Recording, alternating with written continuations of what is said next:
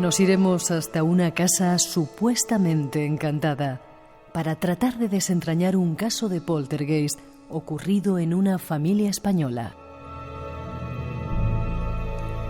Eso y algunos otros enigmas llegan hoy a este espacio en blanco que ya se abre ante nosotros. Y como siempre, tú eres nuestro invitado especial. Disfrútalo.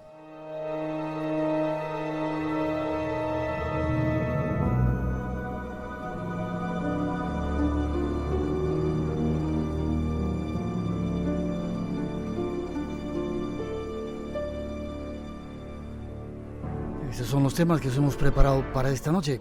900-137-137 nuestro teléfono. El Padre Pío y José María Zavala son nuestros invitados. Buenas noches, José María. Buenas noches, Miguel. Buenas noches, Paloma, que estás por ahí, te saludo. Un placer tenerte en el programa. ¿Te ha gustado la introducción? Mucho, y me gusta mucho la música. Sí, vale. Escritor, periodista, escribiste... Yo andaba detrás de ti desde que escribiste ese libro que Así se vence al demonio, se llamaba, ¿verdad? Exacto. Últimamente has escrito Los milagros desconocidos del santo de los estigmas y ahora te has metido a hacer una película que se llama El misterio del Padre Pío. ¿Por qué? Pregunto. Porque es un personaje que me fascina. Es como lo define Javier Sierra, uno de los más grandes hombres del siglo XX. Y poco conocido, diría yo. Cada vez más conocido en España, si nos atenemos a que, bueno, acaba de publicarse la 20 edición de mi primer libro del Padre Pío, hace una semana escasa, y a la cantidad de millares de espectadores que ya han visto El misterio del Padre Pío en más de 60 cines de 35 ciudades españolas. Vale, al final, si te parece, hablamos de la película, porque os metisteis en toda esta historia.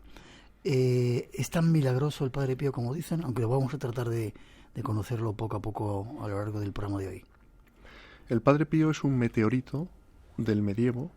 ¿Meteorito del medievo? En pleno siglo XX. ¿Sí? Yo añado que en pleno siglo XXI. Porque él tiene una frase antológica. Haré más ruido muerto que vivo. Lo dejamos ahí, ¿te parece? 2 y 12, 1 y 12 en las Islas Canarias. Estás en directo en Radio Nacional esta noche con muchas cosas para contar y para... Bueno, no digo nada porque a veces te decía que a mí me critican que me van mucho las cosas de Oriente y los musulmanes y demás. De vez en cuando nos interesan otras cosas. Detrás de esa introducción seguimos tratando de dar datos de ese misterioso meteorito del medievo. Ya veréis qué curioso.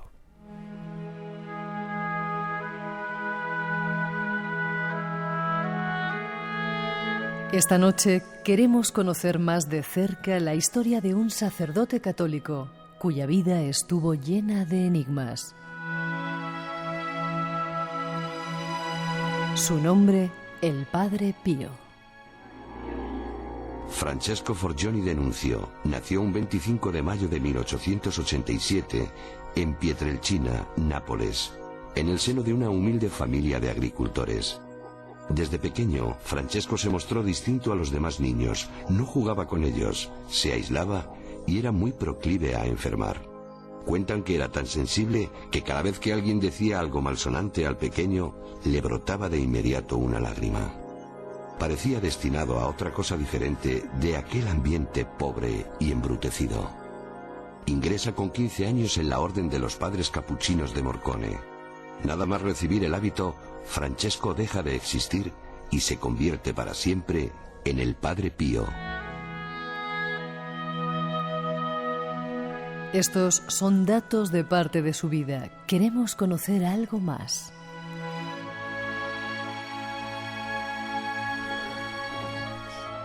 Ahí están algunos datos mínimos que quiero que tú nos amplíes. Nació en Italia, ¿no? Correcto. Pietrelcina, ¿dónde está eso? Pietrelcina es un lugar remoto en el sur de Italia. Calabria. Muy cerca de San Giovanni Rotondo, donde él vivió 52 años de su vida hasta su misma muerte. Y para que los oyentes se sitúen geográficamente, queda aproximadamente a 400 kilómetros al sur de Roma, en el Tacón de la Bota. Vale, un niño especial, ¿no? Tenía mucha sensibilidad, como decíamos o escuchábamos en esa introducción. Se sensibilizaba cuando decían cosas malas de los demás o malas palabras? No toleraba los chismorreos, los cotilleos y que se murmurase de los demás. Los cortaba radicalmente y seguía la consigna, ¿no? de cuando no puedas alabar, cállate. Qué bueno, es eso, ¿verdad? ¿Su familia cómo era? ¿Qué era? ¿A qué se dedicaba su familia? Su familia, agricultores, campesinos, gente muy humilde, 5 hermanos. Su padre tuvo que viajar a Estados Unidos para poder dar de comer a su familia. En fin, una vida de pobreza, de humildad. No tenían prácticamente ni para comer, ¿no? Y fíjate lo grandioso, ¿no? Es decir, que estemos hablando ahora del Padre Pío, ¿no? De una persona que nació, como digo, en una aldea remota de la Italia más profunda. ¿Estudió en la escuela? ¿Era buen estudiante? Era buen estudiante, le costaban los estudios, le costaba en latín, pero bueno, siempre fue una persona que confió mucho en la providencia y que se esforzó notablemente en los estudios y logró, pues, ordenarse sacerdote, ¿no? Después de no pocas dificultades. Ya. ¿Cómo llega eso? Porque supongo que será difícil en un pueblo del sur de Italia, alguien que de campesinos tenía que trabajar el campo y de repente se dan cuenta que tenía algo especial. ¿Quién se da cuenta de ello? ¿Cómo? El que se da cuenta es él. Sí. Él es el que se da cuenta desde los 5 años. Sufre unas persecuciones terribles del demonio. ¿Sí? Terribles, desde los 5 años de edad. Y llega un momento en el que él se plantea la vocación sacerdotal. Se lo dice a sus padres y bueno, sus padres tienen que obtener, pues, el dinero necesario, ¿no? En aquella época para que él pueda cursar sus estudios, irse al seminario y a partir de ahí, bueno, él lo tiene muy claro y se ordena sacerdote, ¿no? Aclárame un poquito eso de las persecuciones del demonio, del diablo. ¿Qué le pasaba? ¿Qué ocurría con él? Bueno, el demonio le propinaba palizas. ¿Qué me dices? Le propinaba palizas. ¿Pero eso lo veía la gente? Sobre todo ya en la etapa, digamos, conventual, que despertaban a todos sus hermanos en el convento por las noches, ¿no? Porque eran tremendos los golpes y luego le encontraban, pues, magullado, lleno de heridas sanguinolentas y verdaderamente era una persecución atroz, ¿no? En forma de palizas, en forma de enfermedades, que los médicos quedaban estupefactos porque desaparecían. ¿Sí? Le colocaban al borde en algunos momentos de su vida de la muerte, estando desahuciado por los médicos y el Padre Pío revivía, ¿no? Le colocaban termómetros para caballos, ¿sí? Porque llegaba a tener temperaturas de 47 grados centígrados. No me digas. ¿Y cuándo se da cuenta que tiene esa serie de dones especiales que vamos a analizar en un momentito? ¿Desde muy joven, desde niño? Bueno, él es consciente por primera vez los estigmas, los mismos que llevaba Jesucristo, ¿no? Los estigmas en manos, pies y costado, eran 5 heridas. Luego, cuando él murió, se descubrió que tenía un estigma también en el hombro derecho, en el mismo que Jesús llevó la cruz, de 10 centímetros de diámetro. Él recibía los estigmas por primera vez en 1910. ¿Cuántos años tenía? Pues como se ha introducido muy bien al personaje en el programa, se ha dicho que nació en 1887, son 13 y pues tendría 23 años. 23 años, le aparecen los estigmas estando en un olmo en Pietrelcina. Ese olmo se conserva hoy día y él le implora a Jesús que se los quite solo de forma visible. Es decir, él sigue experimentando el dolor físico y sobre todo moral, porque él se considera indigno de llevar los estigmas. Ya. Te me estás adelantando con los estigmas. Déjamelo para dentro un poquitito, que vamos a hablar de todo ello. Un niño diferente, especial, que se ordena sacerdote y tenía parroquia, daba misa.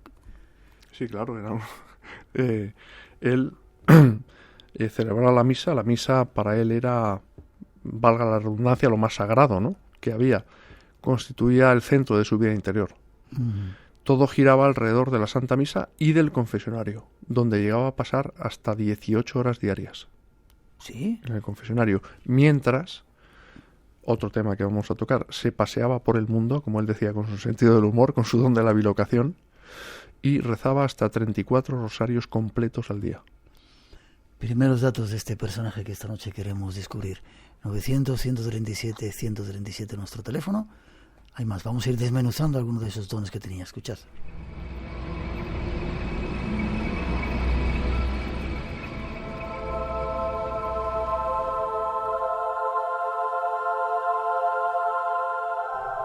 El Padre Pío se hizo famoso por el extraño fenómeno de las bilocaciones. En tiempos de la Primera Gran Guerra, las derrotas militares se pagaban. Raffaele Cardona, general en jefe de los ejércitos italianos, había fracasado y se disponía a poner fin a su vida cuando una presencia le disuadió. Un escuálido fraile se materializó en la estancia y le murmuró: «Vengo de parte de Dios. Él lo sabe todo y lo puede todo. No cometa tal locura». El general Cardona no daba crédito a lo que había ocurrido ante sus ojos. Años después, cuando acudió al convento de Nuestra Señora de las Gracias en San Giovanni Rotondo a conocer a un cura del que toda Italia decía que obraba milagros, resolvió el enigma de aquella extraña aparición. Cuando vio al Padre Pío, supo que estaba ante el mismo hombre que años antes se apareció en su despacho para salvarle la vida. Investigaciones posteriores revelarían que en el mismo momento en el que estaba salvando al general, se encontraba dando misa ante decenas de personas que así lo atestiguaron. El fraile había realizado la primera de las muchas bilocaciones que tendría a lo largo de su vida.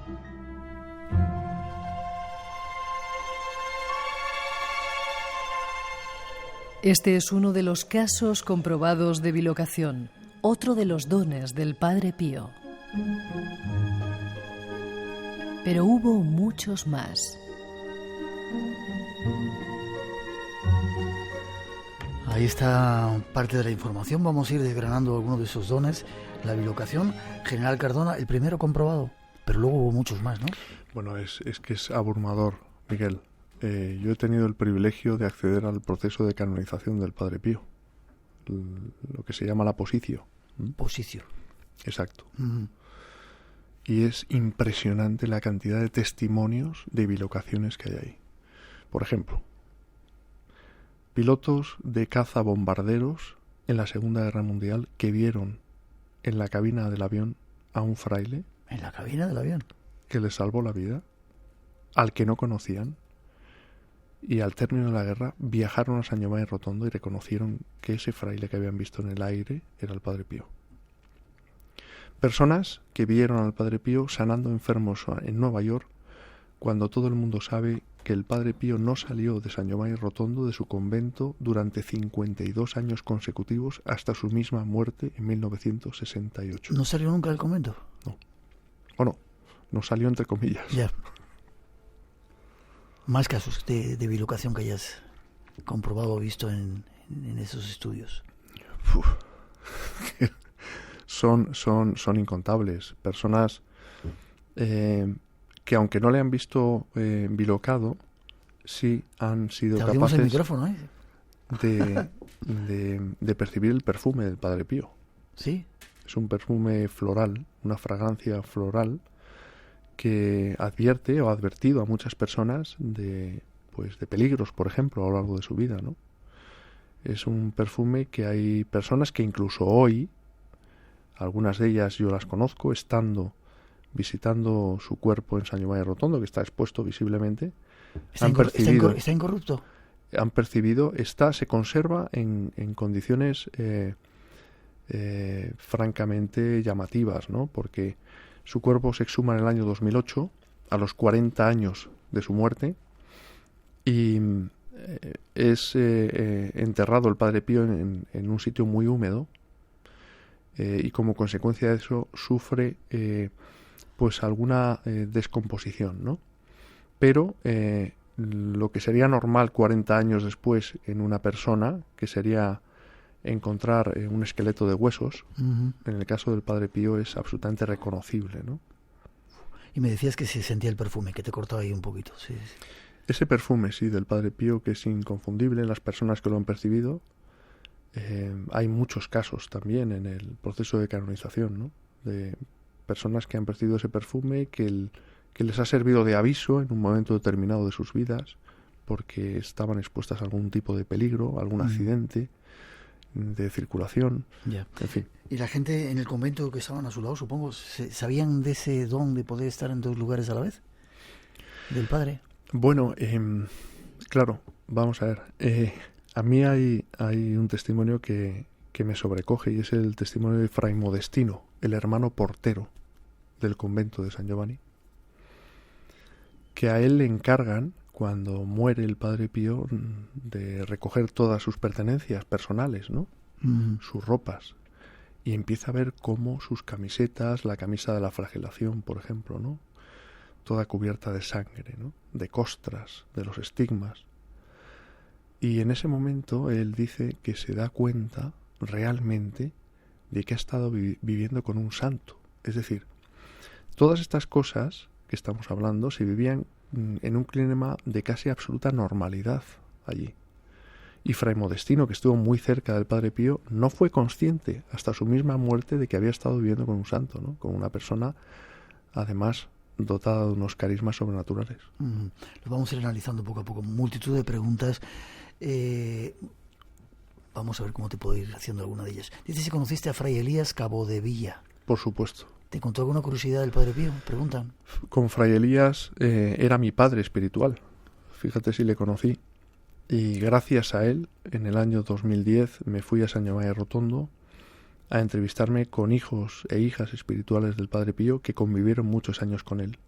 Empezando por Sor Consolata, una monja de clausura, que fue testigo clave en el proceso de canonización del Padre Pío y que rompió la clausura para hablar por primera vez del Padre Pío en un libro. En ese libro del que salía, lo decía hace un momento, la 20 edición en España, ¿no? Fray Elías Cabodevilla prologó ese primer libro mío sobre el Padre Pío y luego tuve el privilegio de acompañarle en varias charlas que dimos los dos por España. Uh-huh. Todo un santo súper admirado y venerado en Italia, ¿no? Contabas antes que en ese vídeo que hemos lanzado en las redes sociales que camioneros italianos lo llevan ahí, una fotografía del Padre Pío en su cabina, ¿no? Sí, y en Italia es... Con independencia de sus creencias políticas o ideológicas, ¿no? Uh-huh. Es decir, el Padre Pío es, digamos que para los italianos, un patrimonio universal. Vale. Otra pregunta es si el Padre Pío tuvo relación con las apariciones o los mensajes de Fátima. ¿Tuvo relación con los mensajes de Fátima? Bueno, él tuvo. Yo estuve con don Gabele Amorth, el exorcista oficial del Vaticano, que falleció hace un par de años, y él era hijo espiritual del Padre Pío. Estuvo 25 años con el Padre Pío, confesándose con él, manteniendo pues una relación, ¿no? Bastante estrecha.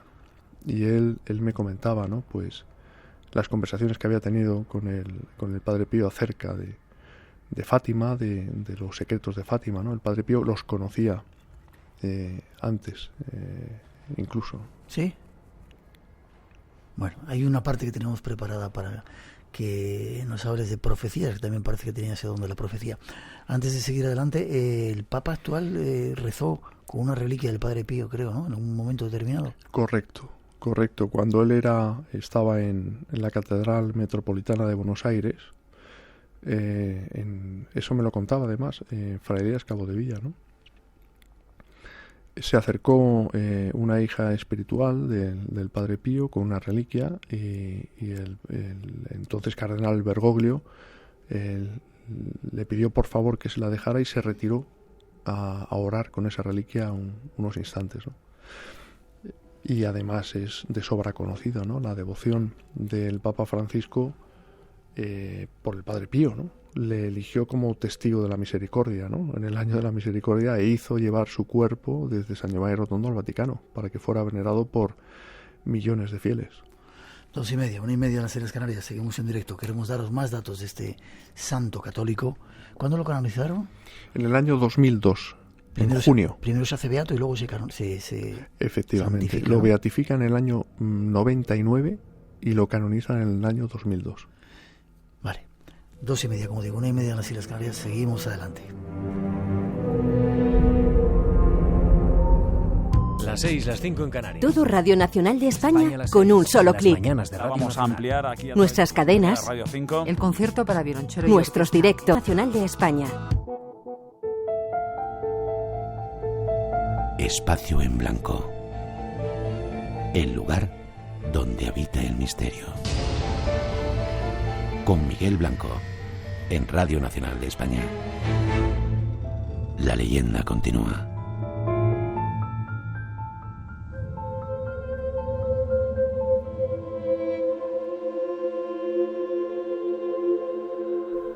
Otro de los misterios del Padre Pío son los estigmas. Es el año 1919 cuando surge por primera vez un sufrimiento que le marcará el resto de sus días. Ayer por la tarde me ocurrió algo que no sé explicar ni comprender. En medio de la palma de la mano apareció una mancha roja de 1 centímetro de diámetro, acompañada de un intensísimo dolor. En la mano izquierda el dolor es mayor, hasta el punto de que todavía sigue atormentándome. Bajo los pies también lo siento. Ahora me queman las manos, los pies y el corazón, como si un hierro al rojo vivo me los acuchillara. Son los primeros testimonios de los estigmas. Algo que acompañó al Padre Pío durante más de 50 años. Nuestro invitado nos cuenta algo más de este extraño fenómeno. Por eso te decía antes que no adelantaras porque íbamos a hablar de los estigmas. El primero lo tiene, dices, a los 23 años. Sí, correcto, 1910. Está en su celda. ¿Cómo fue? Cuéntame un poquito. ¿Cómo se da cuenta de que le están surgiendo? Ahí escuchábamos un poco esa dramatización, ese dolor en las manos y en los pies. Está en el olmo de Pietrelcina, y ahí recibe los estigmas por primera vez. Y él le implora a Jesús que se los quite, como decía antes, de forma visible. Pero él sigue padeciendo el dolor. Porque claro, nuestros oyentes tienen que saber que el Padre Pío perdía el equivalente a una taza de café llena de sangre cada día, y que estaba largas temporadas alimentándose solo de las especies eucarísticas, y los médicos decían que estaba biológicamente muerto. ¿Solamente tomaba la hostia consagrada? Sí, sí. Simplemente. ¿Cómo se podía entender que estuviera en algunos momentos incluso hasta 18 horas diarias en el confesionario y llevase una vida tan activa de frecuencia de sacramentos cuando los médicos, insisto, decían que estaba biológicamente muerto? Posteriormente, no en el año 19, en el año 18, por eso celebramos este año no solo los 50 años de la muerte del Padre Pío, sino los 100 años de sus estigmas. El año 18 le aparecen ya los estigmas de manera visible y hasta el mismo instante de su muerte, que desaparecen, ojo, sin dejar cicatrices. ¿Cuándo muere? Sí, y esto está certificado por los médicos, sin dejar cicatrices. Es algo verdaderamente, para mí me parece casi más prodigioso que el hecho de tener los estigmas, que desaparezcan sin dejar cicatrices justo 50 años después. Y durante 50 años José María tuvo eso, los estigmas... Sangrantes a diario. Yo he consultado los 3 informes médicos que figuran en el proceso de canonización, y los 3 médicos eminentes italianos se rinden a la evidencia de lo que es un fenómeno de índole sobrenatural que ellos científicamente son incapaces de explicar. Supongo que habrá restos de esa sangre, se habrá analizado, ¿no? Algunas de las reliquias están bañadas con esa sangre. Sí, hay reliquias, mitones del Padre Pío con restos, ¿no?, de sangre. Hay paños que cubrían su costado llagado también con restos de sangre. Son reliquias que se llaman de primer grado, ¿no? Y efectivamente, y luego hay prendas personales, ¿no? Lo decía hace un momento, Fray Modestino fue el encargado de recogerlas todas después de la muerte del Padre Pío. Otra pregunta ahí, déjame ver qué te diga. Llegó Padre Pío a conocer a Juan Pablo antes de que fuese Papa, Juan Pablo II. ¿Se conocieron entre ellos? Sí, en el año 1948.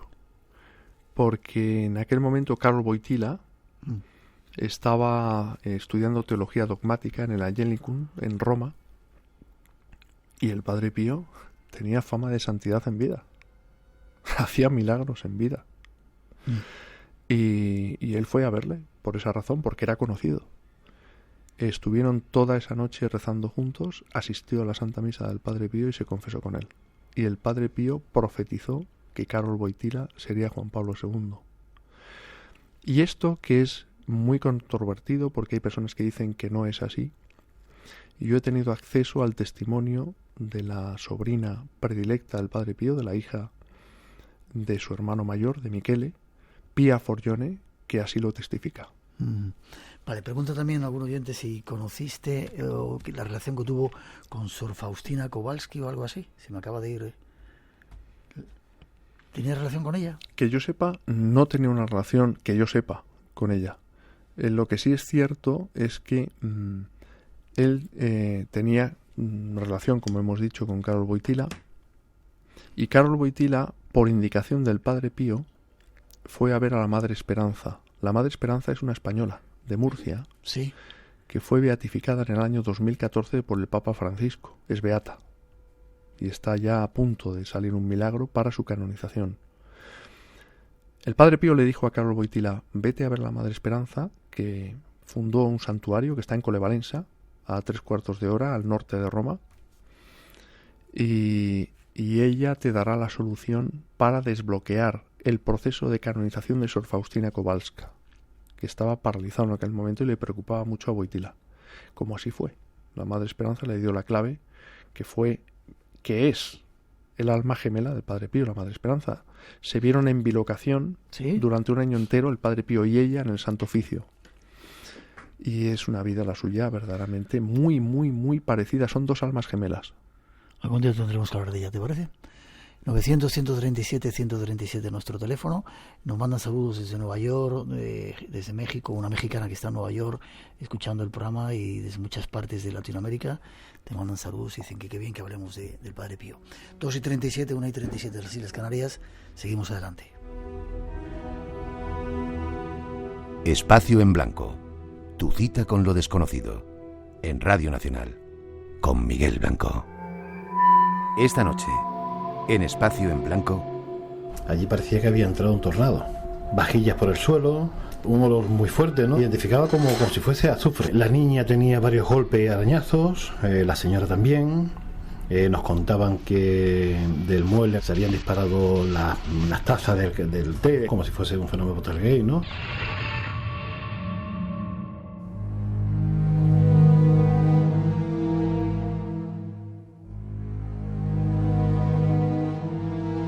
Recientemente se han cumplido 50 años de la muerte del Padre Pío. Y en este aniversario hay muchos fieles que se están dedicando a dar a conocer su vida y milagros. Escuchemos estas informaciones y alguno de sus milagros. Los creyentes aguardaban durante días para poder confesarse con él. Inexplicablemente, el fraile entendía todas las lenguas pese a no haberlas estudiado, y era sabedor de todos los pecados de sus fieles, hasta de los que se callaban. Pero no fue lo único que adivinó. Vaticinó la Primera Guerra Mundial y la participación de Italia, y fue más allá, llegando a poner fecha a su propia muerte. Moriré cuando termine en la cripta donde quieren que sea enterrado. El 22 de septiembre de 1968, la obra se consumó. Horas después, el Padre Pío fallecía.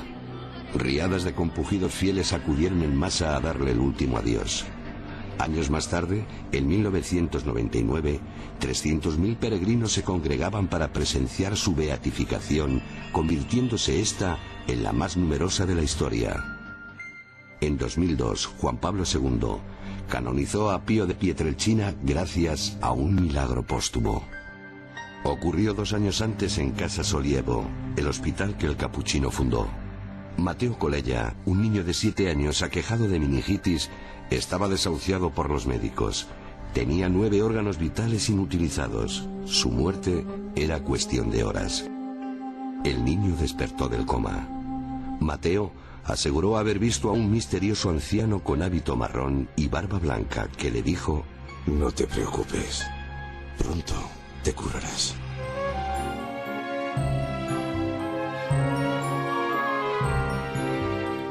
Son algunos datos de sus dones, de sus milagros. Pero hay más. ¿Te gustan las introducciones? Están muy bien hechas y además es que con Mateo estuve hace unos días. ¿Sí? Vino con su novia y con sus padres desde San Giovanni Rotondo. ¿El niño que se curó? Para asistir al estreno del Misterio del Padre Pío, de la película. El niño que se curó. El niño que ya tiene 23 años. Pero cuando se curó era un niño. Y la verdad estuvo en nuestra casa y la verdad que fueron unos días entrañables. Son unas personas maravillosas y en Mateo, pues qué duda cabe, ¿no? Que ha dejado huella, ¿no? El Padre Pío, él es hijo espiritual de él y le debe la vida. Está comprobado que fue un milagro, que estaba desahuciado y que de repente por intervención del Padre Pío... Tuvo una parada multiorgánica, lo han dicho muy bien en la introducción, de 9 órganos. Sí. E incluso una parada cardíaca durante casi una hora. Los médicos decían que estaba clínicamente muerto. Vale, vamos por partes, si te parece. Luego vemos, quiero que me cuentes algún otro milagro que hizo. Tenía el don de adivinar, primero de entender las lenguas, ¿no? Sí, por supuesto. Tú te ponías delante del Padre Pío y con solo mirarte a los ojos te decía hasta el número de domingos que habías faltado a misa desde que hiciste la primera comunión. Sí, en mi caso muchos, pero bueno. Como tú decías, sí. En cualquier idioma. En cualquier idioma. Daba lo mismo. Sí. En cualquier idioma. A Joe Lomangino, un italoamericano, que fue a verle a San Giovanni Rotondo, que había quedado ciego a raíz de un accidente, 15 años llevaba ciego, le dijo el Padre Pío: Joey, confiésate. Y se lo dijo en inglés. Sí. Se lo dijo en inglés y en un perfecto inglés. Está el testimonio de Joe Lomangino. ¿Y él no hablaba inglés normalmente? Y entonces le preguntó: Joey, ¿te acuerdas cuando estuviste en aquel local de alterne con una mujer llamada Bárbara? ¿Te acuerdas de esto y de esto otro y de esto otro? Y decía Joey que le daba todo vueltas en la cabeza, pero que salió de allí con una paz inmensa y un arrepentimiento sincero.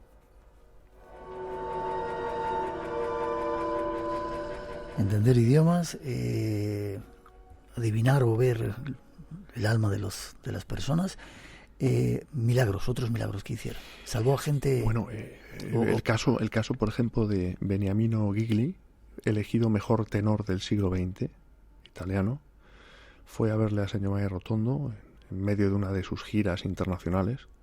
Era conocidísimo, claro. Le comparaban con Caruso, nada menos, Y llevaba una camisa blanca y además Gigli en italiano significa lirio. Y los lirios, como saben nuestros oyentes, son blancos, como su camisa aquel día. Y le dijo: Beniamino, llevas la camisa blanca, pero tu alma está sucia. Beniamino Gigli se confesó con el Padre Pío y se convirtió en su hijo espiritual. Y lloró como un niño. ¿Fundó hospitales el Padre Pío? Fundó el mejor hospital de Italia. ¿Sí? Hoy día, que es Casa Solivo de la Sofferenza, el hospital del Padre Pío. Decían que él estaba loco, porque cómo era posible construir un hospital en una montaña empedrada, ¿no? ¿Y dónde está el hospital? Está en San Giovanni Rotondo, en un lugar remoto de Italia. Sur de Italia. Fíjate, Miguel, que el doctor Barnard, que fue pues el que primero en realizar un trasplante de corazón, ¿no?, en el mundo, sudafricano, el primer hospital en Europa que eligió para hacer un trasplante fue precisamente Casa Solivo de la Sofferenza. ¿Algún otro milagro que quieras contarnos o pasamos yo creo que a profecías ahora? Bueno, milagros no solo están los que figuran en el proceso de canonización. Los milagros se han producido hoy día. ¿Sí? Puedo contar uno reciente. Por favor. Una chica, Ángela, que seguramente nos estará escuchando, de 22 años.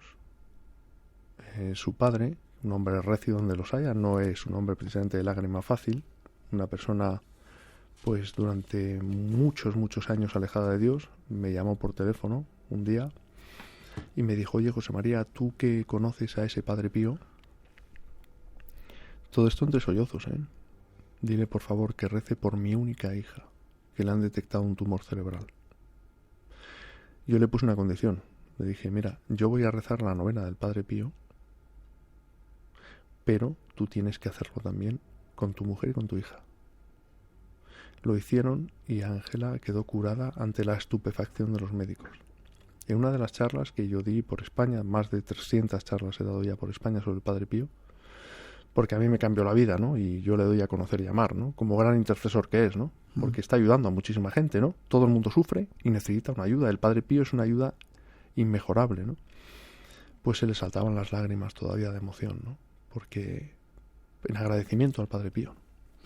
900-137-137, nuestro programa. Soy un fiel devoto del Padre Pío, a mí me ayudó mucho y noto que me escucha sobre todo en momentos de depresión. Muchas gracias por tu programa, nos dice. Más, hay un aspecto que me interesa sobremanera que te pido que tú puedas explayar y es lo que vamos a tratar ahora. Parte de sus revelaciones. Primero, el mundo está andando en ruinas. Los hombres han abandonado el camino correcto para aventurarse en caminos que terminan en el desierto de la violencia. Si no vuelven a beber de la fuente de la humildad, la caridad y el amor, será una catástrofe. Segundo, cosas terribles vendrán. Ya no puedo interceder por los hombres. La piedad divina está a punto de terminar. El hombre había sido creado para amar la vida y terminó destruyendo la vida. Tercero, cuando el mundo fue confiado al hombre, era un jardín. El hombre lo ha convertido en una atmósfera llena de venenos. Nada sirve ahora para purificar la casa del hombre. Es necesario un trabajo profundo que solo puede venir del cielo. Cuarto, párense para vivir 3 días en total oscuridad. Estos días están muy cerca, y en estos días permanecerán como muertos sin comer ni beber. Luego la luz volverá, pero muchos serán los hombres que no la verán más.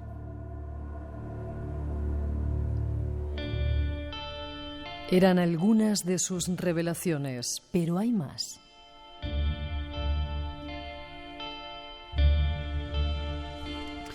Tenía también ese don de la profecía y acertaba. Me dice, contabas antes lo del padre Wojtyla que dijo será papa y fue papa. Algunas otras, y eran tan dramáticas como estas que hemos escuchado, que es un poco un retazo. Bueno, él efectivamente profetizó que Wojtyla sería papa, ¿no?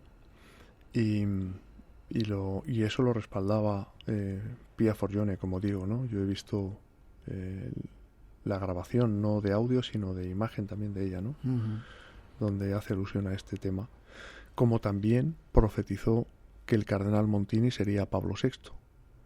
Un papa además con el que el Padre Pío se llevó muy bien, con el que se carteaba, y Pablo VI le pedía oraciones al Padre Pío, convencido de la santidad del Padre Pío, como también lo estuvo Wojtyla, que fue el papa que lo canonizó, ¿no? Uh-huh. Antes hablábamos del año 48, cuando Wojtyla y el Padre Pío se conocen, pero hay una fecha muy importante, que es el año 1962. ¿Qué pasa? Cuando Wojtyla, siendo arzobispo de Cracovia, escribe 2 cartas, curiosamente en latín, al Padre Pío, que se conservan hoy en Casa Solievo de la Sofrenza, ¿no? En una primera carta, Wojtyla le pide oraciones por una paisana suya de Cracovia, la doctora Wanda Poltalska, que ha sido sometida a experimentos médicos inhumanos en campos de concentración nazis durante la Segunda Guerra Mundial, uh-huh. y que en aquel momento ha sido desahuciada por los médicos a causa de un cáncer, madre de 4 hijas. Y hay una segunda carta de Wojtyla al Padre Pío 9 días después, dándole las gracias por las oraciones, porque su amiga ha quedado curada del cáncer en ese tiempo. Wanda Poltalska visitó luego a Juan Pablo II en Castel Gandolfo, durante los veranos. con su esposo. Vale, volvemos al tema de las profecías, si te parece. De estas que hemos escuchado, son tan dramáticas. En alguna parte he leído a alguien que te hace una entrevista a ti que es el momento de hablar de el Padre Pío, porque parece que estamos en un tiempo de tinieblas. Vamos a vivir 3 días de oscuridad. Cuéntame un poco esto. Bueno, yo no tengo constancia de la profecía de los 3 días de oscuridad del Padre Pío. Yo no tengo constancia fehaciente de esa profecía. Sé que es una profecía que se le atribuye a él, que circula por internet. Sí. Y además yo tuve oportunidad en su día, porque me topé con esa información, de cotejarla con Fray Elías Cabodevilla, de quien hablábamos hace un momento, ¿no? Y él me dijo que no tenía constancia de que esa profecía fuera auténtica. Vale. ¿Y un tiempo duro, difícil, el que estamos a punto de vivir, eso sí, o también es algo que circula por internet? El Padre Pío tenía ese don de profecía sin duda ninguna, ¿no? No solo ya tratándose de papas, sino también tratándose de la historia de la humanidad, ¿no? Y de cómo, bueno, pues se le va dando la espalda a Dios, ¿no? Y eso, quieras o no, tiene unas consecuencias, ¿no? Y él en ese sentido, él por supuesto que porque él lo decía además de forma muy gráfica, es Jesús quien a veces me deja leer su cuaderno personal. Él sabía que iban a suceder cosas. Es más, el Padre Pío sufrió una persecución terrible. Vamos a hablar ahora de ella dentro de un momentito. Avánzame alguna profecía. ¿Estamos a punto de vivir un momento duro? No sé. ¿El apocalipsis llega? Eso solo Dios lo sabe. Yo solo te puedo contestar honestamente, mi respuesta debe ser esa, Miguel. Ya. Yo no soy Dios. Y el Padre no anunció esto que un poco hemos relatado aquí de esos tiempos oscuros, porque el hombre ha dado la espalda a Dios y estamos destruyendo la naturaleza y de alguna manera vamos a tener que, no sé si pagarlo, solventar. ¿Os miráis? ¿Lo dejamos ahí? No, él era consciente en aquel momento, porque él fallece en 1968, ¿no? Bueno, pues de la situación, ¿no? De algunos hermanos conventuales y pues que le perseguían, ¿no?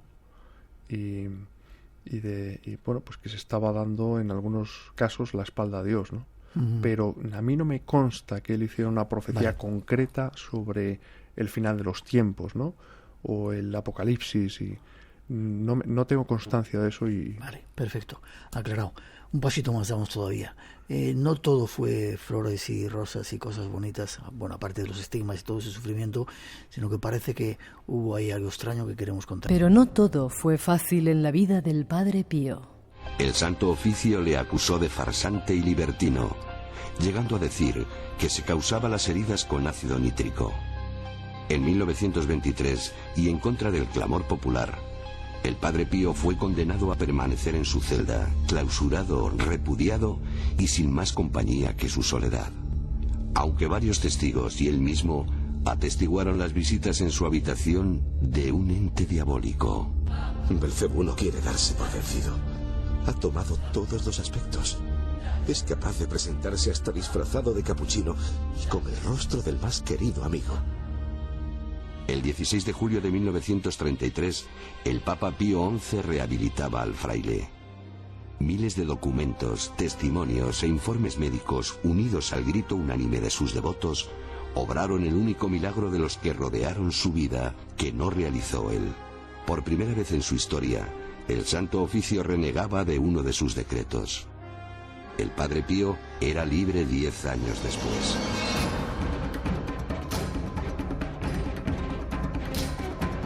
Conozcamos esta parte de la historia. Tú, José María, en la película que vamos a hablar después de las noticias, os quedáis un ratito más, ¿vale? Para hablar un poco de la película que habéis hecho. Narras o das pruebas de que eso, el Santo Oficio estuvo detrás de él. ¿Estaba bien la información? Lo metieron ahí en su... y dijeron, aquí no sales. Bueno, para mí... Tenemos 3 minutitos. El personaje del Padre Pío adquiere una dimensión enorme precisamente por la persecución que sufrió por parte de los que estaban en su mismo barco. ¿Y por qué? Bueno, pues porque es que eso hay que entenderlo desde un punto de vista sobrenatural, ¿no? Humanamente sí se puede explicar pues por las envidias, ¿no? Porque tenía los estigmas, pues porque tenía unos carismas que otros no tenían. Pero al Padre Pío llegaron a colocarle micrófonos en el confesionario. ¿Sí? ¿Quién lo hizo? Vulnerando el sigilo sacramental. Yo remito a los oyentes a que vayan a ver la película, porque están los testimonios y los documentos. Es una película que es un thriller. Déjame que lo hablamos eso dentro un poquito. Tú tienes pruebas de que eso fue así, ¿no? Sí. Y de que debido a las envidias, pues el Santo Oficio... Le hicieron la vida imposible. Ojo, es importante distinguir que no fue una persecución por parte de la Iglesia, sino por algunas personas de la Iglesia, que es muy distinto. Entre ellas, hermanos conventuales. Hay una foto que es impresionante, que sale en la película, que ves al Padre Pío al lado de la persona que le estaba colocando los micrófonos. Se sabía quién era. Por supuesto. Ya. Igual que Jesús, él sabía que lo iban a crucificar y sabía quiénes le estaban crucificando. Y quiénes le estaban acusando de mantener relaciones sexuales con sus hijas espirituales.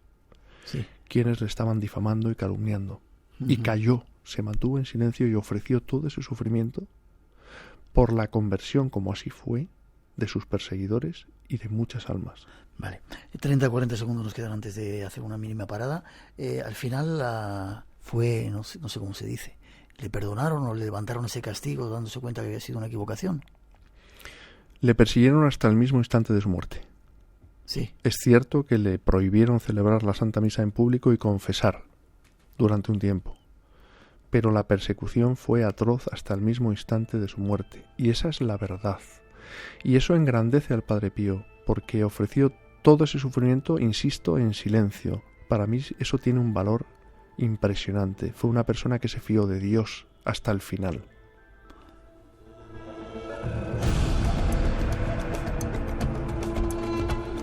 Hemos de hacer una mínima pausa. Llegan las noticias de las 2, de las 3, las 2 en las Islas Canarias.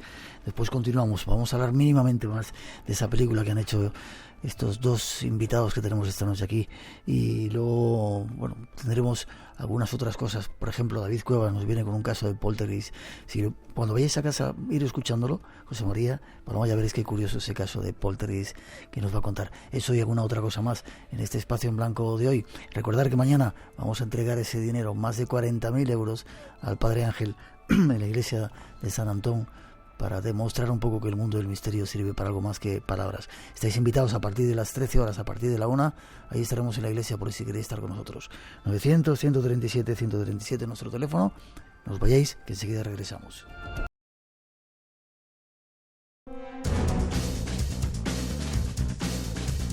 Son las 3:06, regresa al Espacio en Blanco. Un tiempo, todavía una hora casi tenemos, hasta las 4, para seguir contando misterios, enigmas y descubrir algunas otras cosas que pasan por la casa. El niño ese de la pelota que dicen que se aparece en el baño, esto lo cuento así, luego no lo cuentas, Paloma, ¿vale? 900-137-137 nuestro teléfono. Siguen los fenómenos extraños aquí en este Espacio en Blanco. Y las gracias a todos los que nos escucháis en esos más de 100 países por fuera de nuestras fronteras, a los que descargáis el podcast y a todos los que estáis ahora en directo en Radio 1, Radio 5, haciendo este Espacio en Blanco juntos. Un placer. No os perdáis luego el caso de poltergeist que nos va a contar nuestro compañero David Cuevas, y si queréis llamarle, si tenéis algún caso extraño, él está tomando nota. 900-137-137 el teléfono. Hay más datos del Padre Pío. Estos señores han hecho una cosa que queremos contaros ahora. Al Padre Pío le colocaron micrófonos. Y no solo en el confesonario, también en su celda. Era el micrófono en la celda. Instalé los micrófonos con el permiso de mis superiores. El padre Gemelli dijo haber examinado los estigmas con detalle, lo cual es totalmente falso. Como médico no puedo explicarme la existencia tan prolongada de estigmas vivos. 50 años. Era el hecho de que ni siquiera hubiese cicatrices. Monseñor Gagliardi acusó al Padre Pío de tener una amante. Era él quien tenía una amante. El demonio le perseguía y golpeaba con crueldad. Estaba siempre encerrado, igual que un preso en una cárcel.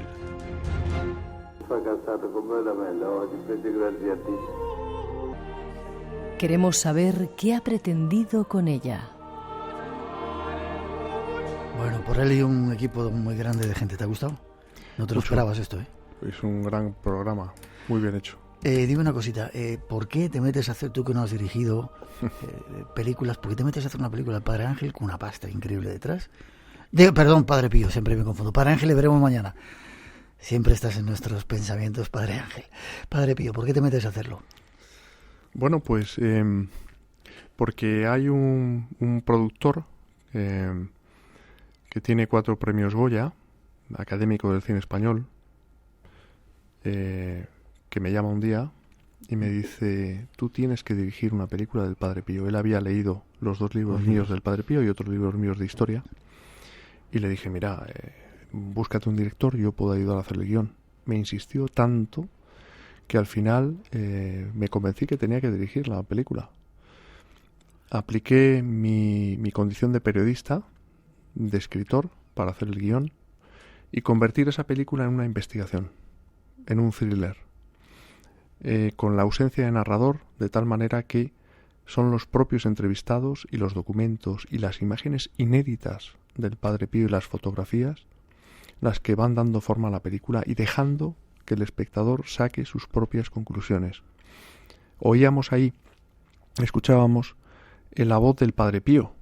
Una de las grandes aportaciones de la película es el audio de la única entrevista concedida por el Padre Pío en su celda un año antes de su muerte, donde, entre otras cosas, dice, lo decía en italiano, además en ese dialecto suyo de Pietrelcina, ¿no?, que incluso los italianos de Milán pues no entienden. Sí. Decía: me siento derrotado, pero doy gracias a Dios. Es decir, engrandece al personaje.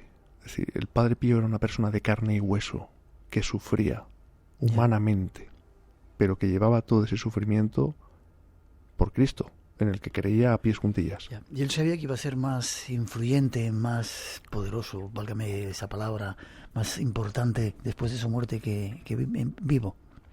Bueno, él es una profecía suya, ¿no? Y es al mismo tiempo una promesa. Haré más ruido muerto que vivo. Y está siendo así, y lo comentaba hace un momento con el caso de Ángela, esta chica de 22 años, ¿no?, cuya curación los médicos no consiguen explicarse, ¿no? Y tantas otras curaciones y conversiones. Muchos, estamos teniendo mucha gente, dice que están oyentes enfermos, que gustaría ponerse en contacto contigo, o qué podrían hacer para que el Padre Pío intercediera. No nos gusta hacer ese tipo de cosas, pero no sé, ¿de qué manera se puede pedir su protección? Yo, primero mis oraciones por todas esas personas. Yo frecuento las redes sociales y recibo muchísimos mensajes privados. Te vas a enterar. Y de personas que están sufriendo, porque nadie se libra del sufrimiento en mayor o menor medida y necesitan un asidero. Y el Padre Pío lo es una garantía. Vale, o sea, que te escriban o que manden mensajitos a las redes sociales que vamos a dar en un momentito. ¿Vale? Sí. Déjame que te pregunte, ¿qué has pretendido hacer con la película? He pretendido contar... El padre Pío te ha cogido así de... He pretendido contar la verdad. La verdad. Y la verdad es que el Padre Pío, aparte de tener esos carismas sobrenaturales, que en eso no consiste la santidad, sufrió lo que no está escrito en los manuales para salvar almas, no porque fuera masoquista. Y he querido hacer una película para todos los públicos, no solo para los devotos del Padre Pío, sino sobre todo para las personas que no conocen al Padre Pío e incluso que no practican. Te relataba fuera de micrófono, ¿verdad, Miguel?, una anécdota que nos pasó al equipo del Misterio del Padre Pío, donde, claro, el Padre Pío me ha rodeado de profesionales del cine de primera división. Personas, pues que han colaborado que siguen colaborando en la serie de televisión La Casa de Papel, en El Embarcadero, el director de producción que ha estado trabajando con Ridley Scott en Exodus, en El Reino de los Cielos. La banda sonora original es impresionante, es una maravilla. Tuvimos un pase técnico en un cine de Madrid Y cuando terminó la película se levantó una chica de 30 y tantos años y fue una reacción absolutamente espontánea. Dijo, estoy impactada. Yo no conocía de nada a este señor. La banda sonora es una maravilla y la figura de este señor es impresionante. Me ha tocado el corazón. Esta chica es productora ejecutiva en Hollywood. Se llevó una novena del Padre Pío, que seguramente necesitarán muchos oyentes que están sufriendo, esa novena que rezaba diariamente el Padre Pío, con una reliquia suya de tercer grado de contacto, que se llama, ¿no? Sí. Para que puedan rezarle, ¿no? Y pedirle ayuda, porque es un gran intercesor. Déjame que sea un poco crítico ya casi para terminar. En pleno siglo XXI, a estas alturas de tecnología, de avances de Internet, ¿uno se puede creer estas historias? De un santo que se biloca, que etcétera, etcétera, etcétera. Pregunto. Hablar del Padre Pío es entrar en otra dimensión. Yo cuando... Es mi experiencia personal. Es mi testimonio personal. Hace 10 años el Padre Pío irrumpió en mi vida y me la cambió por completo. Como conozco centenares de conversiones como la mía, de personas que han leído el libro del Padre Pío, que no es mío, es un instrumento de él. Ya. Y luego he tenido, lo comentaba antes Miguel, el privilegio de acceder al proceso de canonización, y es que te quedas anonadado de la cantidad de testimonios que hay de personas prestadas bajo juramento y de informes médicos.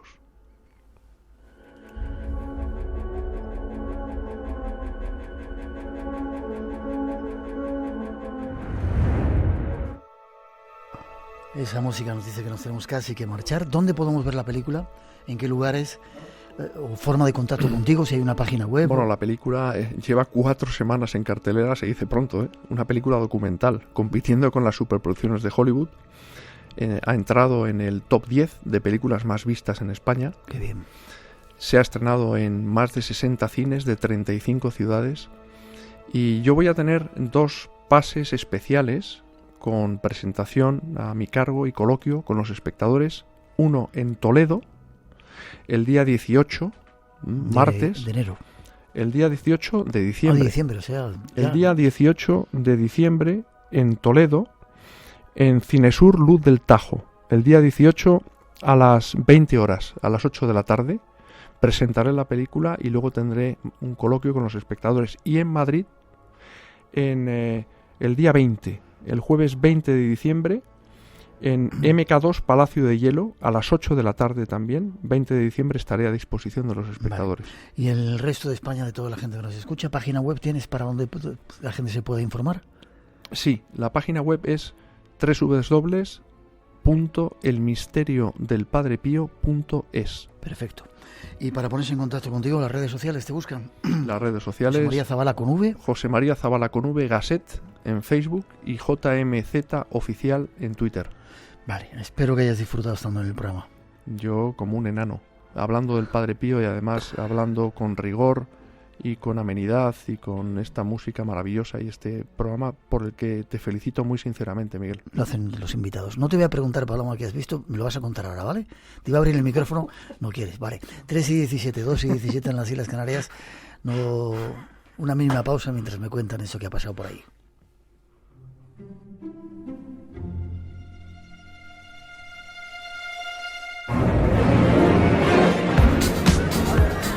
¿Todavía no nos sigues en redes sociales?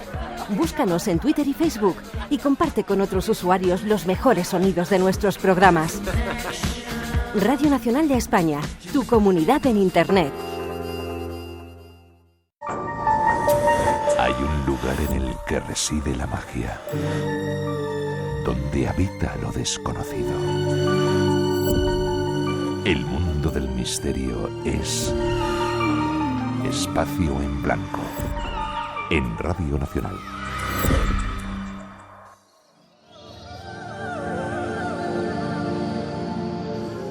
Tres y 18, 2 y 18 en las Islas Canarias, seguimos adelante. Antes de que llegue David Cuevas a contarnos ese caso extraño, original, sorprendente de Poltergeist, hay una sección que hemos lanzado desde hace un tiempo que llamamos Corresponsales. Todas esas personas que estáis viviendo en cualquier parte fuera de nuestro país, queremos que nos contéis cosas que están ocurriendo en vuestro mundo. Este es uno más, nos vamos creo que a Francia. Nombre. Ana Romo. Ciudad. Toulouse, en el sur de Francia. Corresponsales de Espacio en Blanco.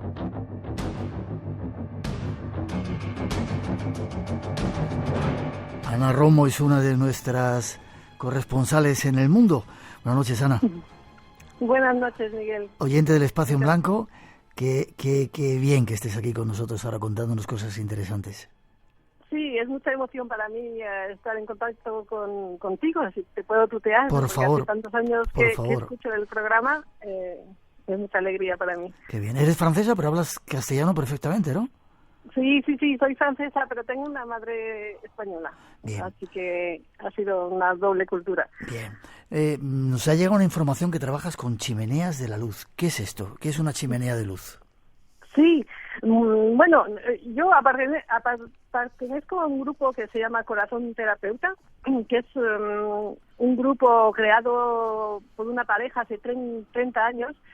Y el empeño es reunir el conocimiento de la psicoterapia moderna y los enfoques tradicionales para el cuidado de la energía y la curación. Hay un trabajo profundo de curación interna y un entrenamiento espiritual sostenido.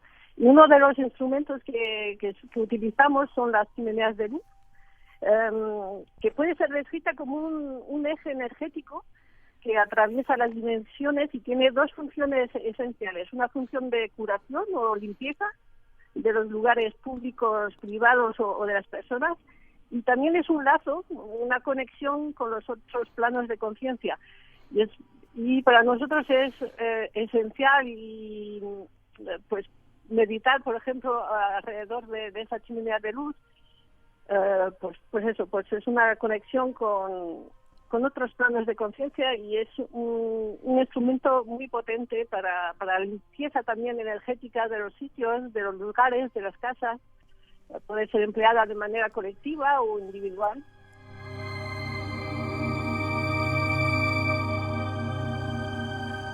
Nunca había oído hablar de este tipo de cosas. ¿El origen dónde está? En ese tipo de cosas que construían los antiguos obeliscos, estupas, ese tipo de... Efectivamente.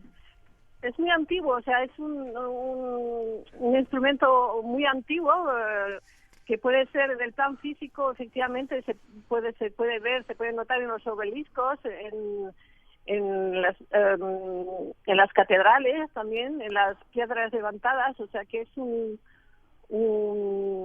no sé si se puede decir un instrumento, pero una cosa que se lleva, que hace muchos años que se utiliza. ¿Los antiguos ya sabían conectar con ese tipo de cosas para crear estas chimeneas? Ya sabían, efectivamente, ya sabían conectar, y también en las sociedades occidentales como las nuestras, antes las catedrales, las iglesias, también tenían esa función. Ahora se ha perdido un poco porque son chimeneas que hay que mantener también. Hay que poner la intención de guardar, que hay guardianes de las chimeneas para que no se obstruyan, para seguir, o sea, es todo un mantenimiento también, no es solo instalar una chimenea de luz. Cuéntame una cosita, uno puede hacerlo, yo lo puedo hacer en mi casa, nuestros oyentes, cada uno de ellos puede tener esa chimenea de luz, de conexión con esas energías del cielo. Sí, bueno, hay que tener una mínima de formación para conectarse con los planos de conciencia, tener hay que tener una pequeña formación, pero efectivamente cada uno puede tenerlo en su casa, y cuanto más haya, pues son redes que amplía un poco la capacidad de la Tierra a aligerar un poco todas las energías que son como cada persona imprime un poco, crea con sus emociones, con sus pensamientos, como un color a la energía, de manera totalmente cada individuo cuando entra en una habitación o en un sitio, de manera consciente o inconsciente puede notar si el sitio tiene un ambiente ligero, acogedor, o si hay obstrucciones, uno se encuentra mal y eso. Y entonces, pues... ¿Quién descubrió? Te iba a preguntar, ¿quién descubrió o quién ha reactivado este trabajo de las chimeneas de luz? ¿Ese grupo en el que tú estás? Sí, efectivamente, porque ha sido creado por una pareja que sigue hoy todavía. y ella es channeling y trabaja muchos con, como se podría decir, fraternidades angélicas o maestros, o sea, es channeling, no sé si se dice en español. Sí. Canaliza. Y entonces, sí, canaliza. Y ella hace 20 años tenía una función para ayudar las almas de los fallecidos a encontrar la luz y acompañar a esas personas. Y entonces, hace 20 años que era una enseñanza que ella canalizó, y entonces desde ese tiempo es como un principio esencial para nosotros. Ana, casi terminando, he visto que la chimenea de luz debe estar protegida por un guardián. Sí, cuando se instala una chimenea de luz, lo primero hay que tener una intención, o sea, es una demanda formulada por los habitantes del lugar que son invitados a participar al proceso. Y es como una colaboración, y uno de los habitantes o las personas que viven en ese sitio se propone hacer, es como un compromiso, guardián de esa chimenea, es decir, pues como limpias tu casa todas las semanas o todos los días, pues es mantener un poco la intención de que esa chimenea esté abierta y ser guardián, sí, poder ser guardián de esa chimenea. Intención, colaboración y compromiso, ¿verdad? Sí, compromiso, efectivamente. Qué curioso. Sí. Ana, dime una forma de contacto para nuestros oyentes que estén interesados en este tema tan curioso. Y te prometo que algún día iré a ver la tuya. No sé si seguro que se puede ver, aunque no sea físicamente, seguramente que sutilmente sentimos eso. Sí, se siente muy fuerte, y además cuando la utilizas es un alivio, el espacio se vuelve más neutro, más ligero, y las personas también, o sea, se alivian en el plan de curación individual. También es aliviar un poco el aura, o sea, sienten menos cansancio, vuelves un poco a la neutralidad, que es uno de los principios de la chimenea de luz. Qué increíble. Es como gente moderna tratar de recuperar el conocimiento ese antiguo que tenían de contacto sutil con la tierra y con otras entidades.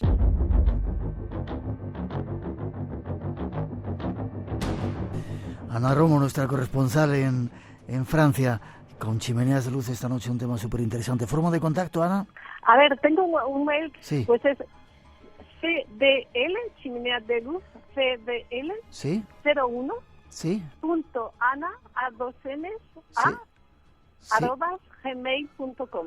Perfecto, aquí tenemos la dirección, CDL, 01.ana@gmail.com. Y yo desde ahí pues ya les puedo indicar las personas referentes, porque somos muchos en toda Francia y dependiendo. Y luego hay el sitio internet Cheminée de Lumière, y ahí seguro encuentran. Estoy traduciendo el sitio en castellano, pues ya pronto estará en castellano. Perfecto, a ver si llenamos el planeta de estas chimeneas de luz que falta hace. Ana, gracias. Fuerte abrazo. Muchas gracias a ti, Miguel. Un beso grande y que sigas escuchándonos, que sigamos unidos. Sí, gracias por el programa. Un fuerte abrazo. Gracias a todos. Fuerte abrazo, hasta prontito. Sobrenatural. Hay fenómenos naturales que entendemos y fenómenos naturales que no entendemos. Antiguamente la gente moría de miedo durante los eclipses. No sabían lo que eran. El ojo de un dios cabreado, un espíritu maligno, aunque poco tiene de sobrenatural. En cuanto entendimos el fenómeno, pasó a ser natural. Yo prefiero llamarlo preternatural. Un fenómeno natural que de momento no entendemos. Entre los límites de lo posible y lo imposible, crece el misterio. Aventúrate con nosotros a cruzar la frontera. Espacio en Blanco, con Miguel Blanco, en Radio Nacional de España. 3:28, 2:28 en las Islas Canarias. Seguimos en directo y llega el momento de saludar a nuestro compañero David Cuevas. Buenas noches, David. Buenas noches, don Miguel. ¿Qué tal?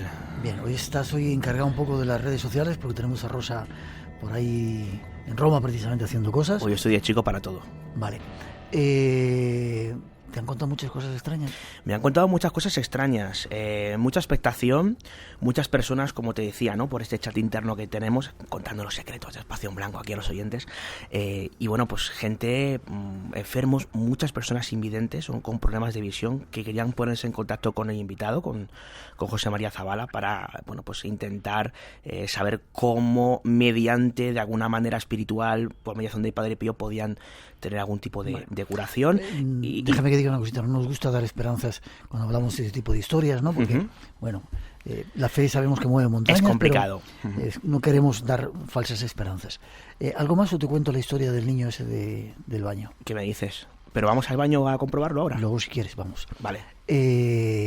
Sabes que ha pasado por aquí Aldo Linares o a veces Paloma Navarrete, y decían que cuando van a un baño aquí al lado, lo sabe toda la gente de la emisora.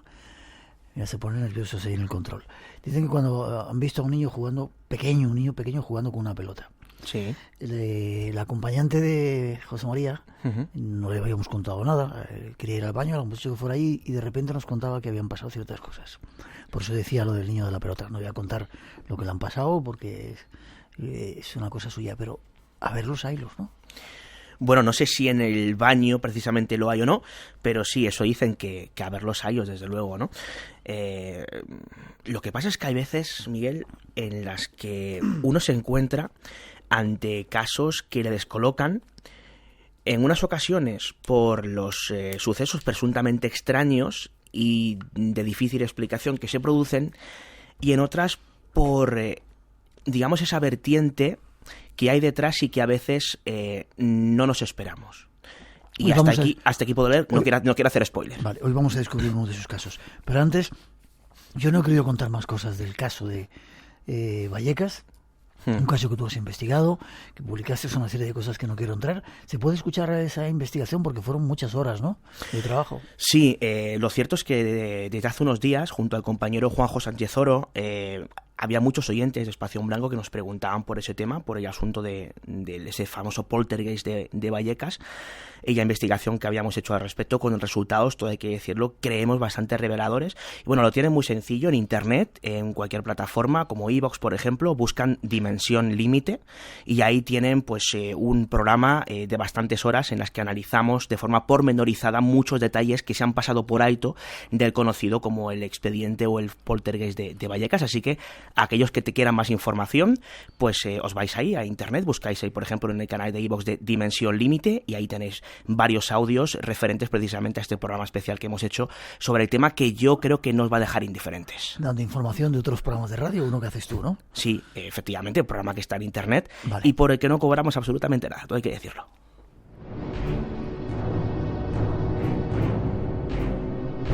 Pues dicha la información, 3:33, 2:33 en las Islas Canarias, vamos con el caso de hoy. Un caso de poltergeist que, como sabemos, es esa serie de fenómenos que se dan en ciertas casas, movimientos de objetos, etcétera, etcétera, etcétera, ¿verdad? Sí, bueno, yo creo que a estas alturas no vamos a definir a un oyente de Espacio en Blanco lo que es un poltergeist, ¿no? Pero yo me encontré ante varios casos, uno de ellos ya lo contamos hace aproximadamente un mes, con, digamos, resultados o conclusiones peculiares, por así decirlo, ¿no? Bueno, pues tenemos otro que es aún más espectacular, y con este, ¿recuerdas que aquel con Fede Padial tenía cierto deje, digamos, más cómico, ¿no? Por ciertas experiencias que tenían que ver, como por ejemplo, ¿no?, por poner un ejemplo, un ser que se presentaba o que se aparecía en un bar muy concreto en Sevilla, y era una persona fallecida que, bueno, pues se presentaba de forma espectral ante algunos de los trabajadores del bar, y en una de las ocasiones una señora se encontró con ese espectro, y claro, cuando el investigador pregunta, ¿y usted qué hizo ante eso? Y la señora que estaba fregando dice, bueno, yo le dije que por favor no me pisara lo fregado, ¿no? Ya que estaba aquí en el tema. Ahora nos vamos a poner más serios. Nos vamos a poner un poquito más serios que aquella información que nos da Fede Padial con aquel poltergeist que tiene una explicación, porque en esta ocasión hay otro investigador, Andrés Blanco, cuyos métodos de investigación a mí me parecen absolutamente pertinentes y además lo vamos a poder descubrir durante los próximos minutos. Y él es el portavoz y es el protagonista de esta historia como persona que investiga, y por la situación delicada del asunto en sí, bueno, pues nos vas a permitir, Miguel, que no se den datos muy concretos ni de la familia protagonista ni del lugar en sí. Sí que podemos decir que es un pueblo de Sevilla, que tiene lugar esta historia en 2016. Yo esto lo recojo hace aproximadamente un año, por estas fechas más o menos de 2017.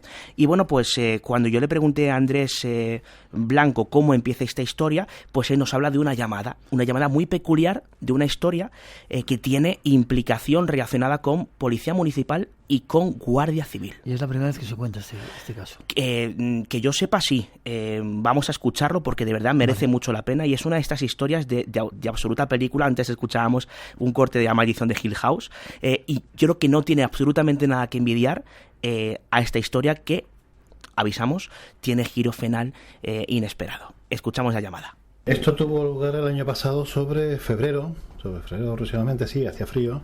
Y bueno, nos entró una llamada de teléfono, serían las 11 de la noche por ahí, 11 y media, y se me identifican como Guardia Civil, que es la Guardia Civil del pueblo tal, de un pueblo relativamente cercano de Sevilla, y me comenta un poquito lo que está ocurriendo en un domicilio. Yo me extraño, claro, empiezo a preguntarle, ¿no? Bueno, ¿y cómo es que la Guardia Civil me llama? No, es que un vecino me ha dicho que tiene, un vecino que por cierto también era guardia, me ha dado una tarjeta, me ha dado una publicidad suya, y bueno, y es que estamos es que no sabemos lo que hacer en esta situación, ¿no? Claro, yo pensaba que era un poquito broma, porque eso no se lo cree nadie, ¿no? Y nos desplazamos, sopesamos a ver si vamos o no vamos, era de noche, y nos presentamos allí, ¿no? Cuando llegamos había una patrulla de policía local y una patrulla de la Guardia Civil. Nos cuenta un poquito de antecedentes, nos dicen que en esa casa ocurren fenómenos extraños, que ya por teléfono me habían dicho que se movían cosas, que olía raro, que habían arañado, que habían golpeado. Esos son los antecedentes del caso. Policía Nacional y Guardia Civil municipal, local. Municipal. Se pone en contacto con Andrés Blanco, que no es familia mía. Bueno, que sepamos. Desde aquí un fuerte saludo también a Andrés Blanco, ¿no? Nos estarán escuchando. Saludos. Y nuestra gratitud por contarnos esta historia. Además, el hombre cogió tiempo de su trabajo allí. Nos costó muchísimo poder grabar toda la historia y de verdad que merece la pena. Bueno, pues de la llamada pasamos a la llegada, porque evidentemente Andrés Blanco, ante esa extraña llamada, acude al lugar y bueno, pues esto es lo que pasa. Cuando nosotros llegamos a la casa, cuando nosotros entramos al domicilio, allí parecía que había entrado un tornado. Vajillas por el suelo, un olor muy fuerte, ¿no? Identificaba como si fuese azufre. La niña tenía varios golpes y arañazos, la señora también. Nos contaban que del mueble habían salido disparados, ¿no? Como si fuese un fenómeno poltergeist, ¿no? Salían disparados las tazas del té, la típica que ponemos en el mueble bar, ¿no? Pues habían salido disparados, todo tirado por el suelo. Y claro, te invade pues un furor, ¿no? Diciendo, oye, que realmente he encontrado un fenómeno, ¿no? Que realmente encuentro algo que parece interesante, ¿no? Y claro, yo me puse, rápidamente saqué aparatos, Pero Rocío, pues mi compañera, ella sí que, un poquito más fría que yo, me dijo que me estaba saltando el protocolo, Entonces, pues salimos para afuera, estuvimos hablando los dos, estuvimos discutiendo, la Guardia Civil nos miraba. Pues venga, vamos a empezar el protocolo poco a poco. Bien, yo siempre empiezo los protocolos con una entrevista, más bien un interrogatorio. Hay alguno que dice que soy muy duro los interrogatorios, empiezo muy suavemente y luego cada vez voy dando voy profundizando más, ¿no? Conociendo la historia paso a paso, casi minuto a minuto, de este extraño poltergeist.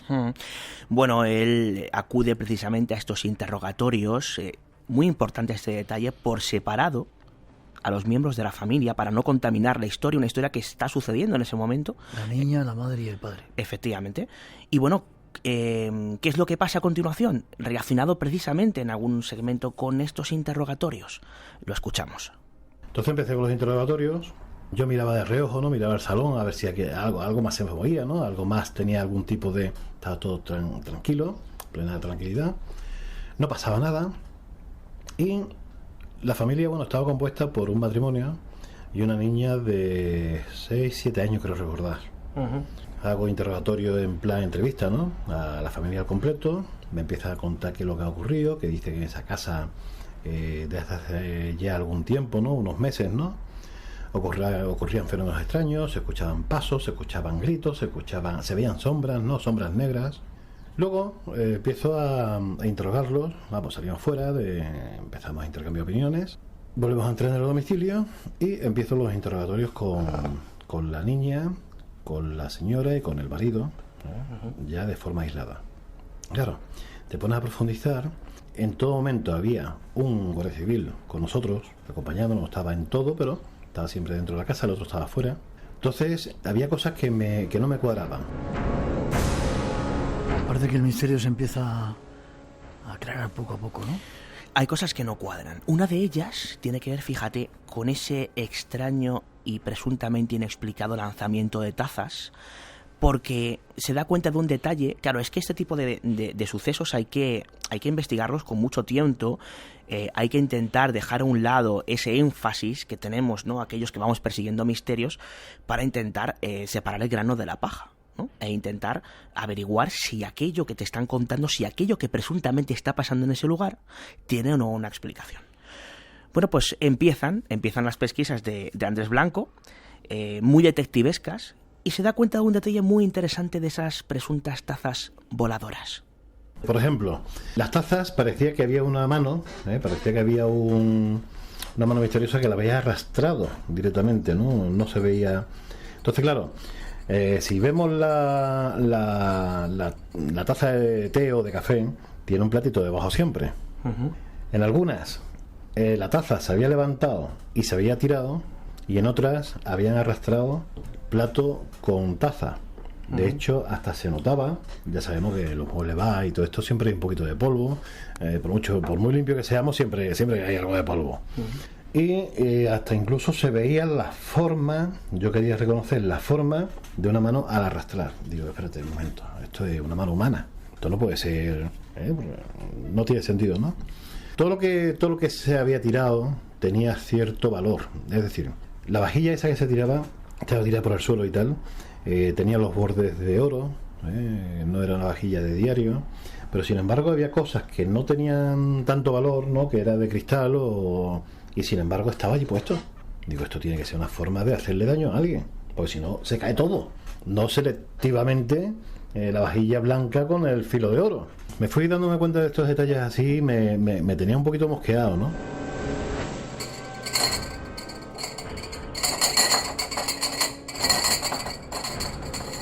Miguel, tenemos un fantasma selectivo ahora mismo en Espacio en Blanco. ¿Qué está pasando? Poltergeist. Son algunas tazas.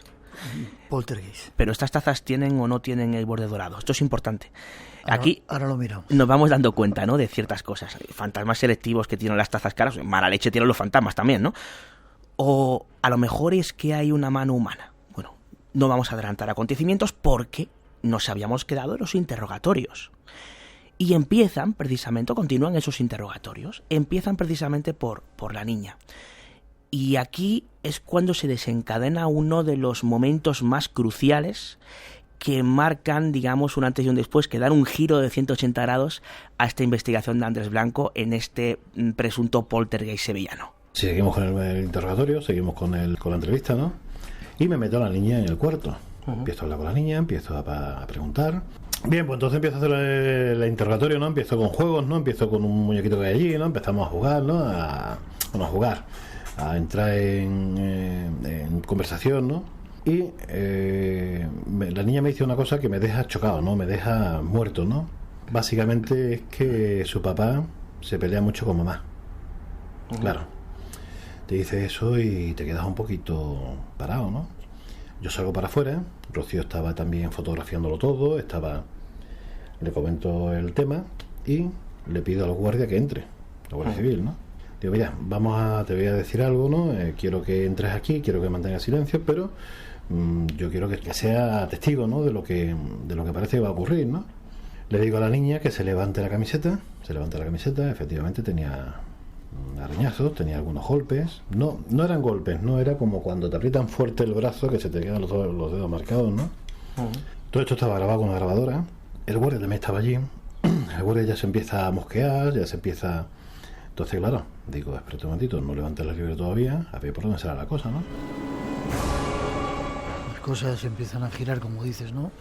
Dramáticamente, quizá más que si fueran poltergeist. Sí, la verdad es que sí. Hay que hacer un matiz aquí. Yo he contrastado estas informaciones y he recibido opiniones de compañeros de cuerpos y fuerzas de seguridad del Estado, ¿no? Concretamente de policía.